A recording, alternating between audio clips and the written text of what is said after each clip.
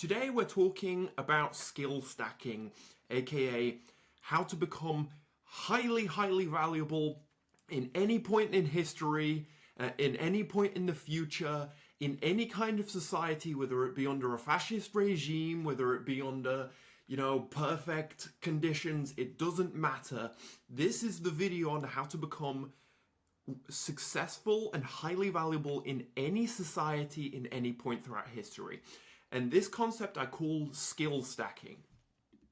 So what is skill stacking? Well, first of all, what is a high value skill? So I saw this video on the left, and for whatever reason it's not animated, of people, and they posted this onto Reddit. And this guy is moving these 5-liter water bottles really quickly, and he's got a good amount of swag when he's doing it, don't get me wrong. But all the comments were talking about, oh, these are the high value workers that, no, they never get paid enough. As if somebody, don't get me wrong, I'm not shitting on this guy, but what this guy was doing is moving water bottles from one place to another. He wasn't going and building a rocket. He wasn't going and, closing $1 million deal. He was doing something that someone relatively physically fit, given a month or two, would be able to go and figure out. So on the left, this is what people think high value and therefore highly paid skills should be, right? Something that has like a bit of swag when you're doing it. But realistically, no one's going to pay you well to do what's on the left. On the right, we have skills that are in demand. Okay, high value skills. This is what actual high value skills are. Now, we need to go and ignore a lot of the LinkedIn horse shit of like, get blockchain skills, whatever. But analytical reasoning, artificial intelligence, UX design, sales, these are all very high value skills. And then you have soft skills and things like that. These are actual high value skills. What is meant by high value skills are things that take a while to learn and things that bring actual value to a business. Okay, you're hard to replace, and things that actually go ahead and move the bottom line on a business. If you're great at sales, you're going to be paid very well, and you're actually going to move the needle when it comes to the success of the business. If you're good at moving water bottles, like the guy on the left, once again, I'm not shitting on this guy. It's obviously important, the position he has. Someone's got to move the bottles, but this isn't a high-value skill, okay? High-value skills move the needle and are generally hard to learn and make you very hard to replace within an organization. I'm going to use an incredibly morbid example to talk about why high-value skills are so important. So, I'm going to use very YouTube-friendly language here to not get this video taken down.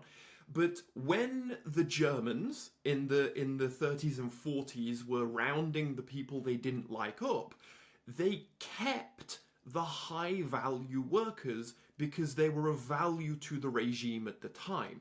They kept the engineers, they kept the scientists, they kept the skilled laborers, and, yes, obviously they exploited them, and yes, obviously, they probably kept them in terrible conditions, as the ChatGPT saying here, but they were kept alive in comparison to their friends who were not of value to the regime at the time.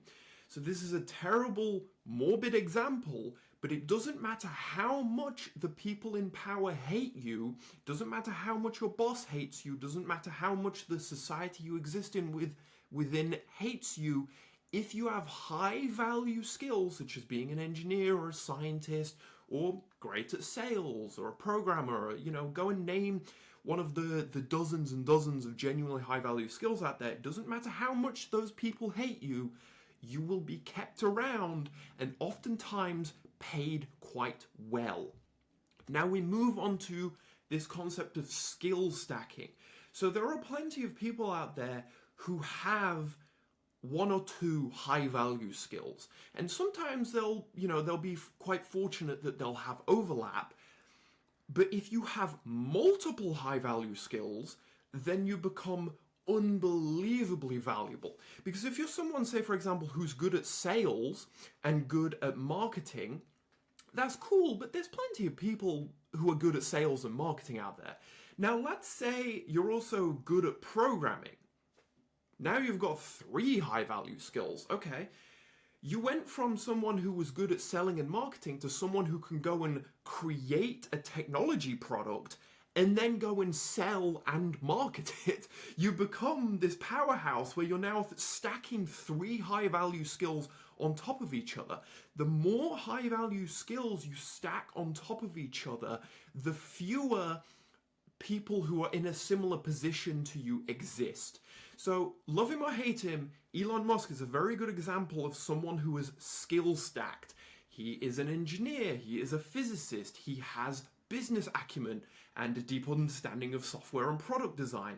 How many people out there exist with those skills plus 350 billion or whatever dollars? He is a very, very, very small percentage of the population of people who have incredibly high value skills stacked on top of each other. What you need to do to become unbelievably valuable in any society is go ahead and build high value skills that can be stacked. Not every high value skill can stack onto another, but the example I gave of, sales and marketing, they stack very well with engineering. If you're an engineer and you're very good at selling and marketing, you can be a bootstrapped tech entrepreneur, someone who goes and does everything in-house. They are incredible skills to skill stack, just as an example.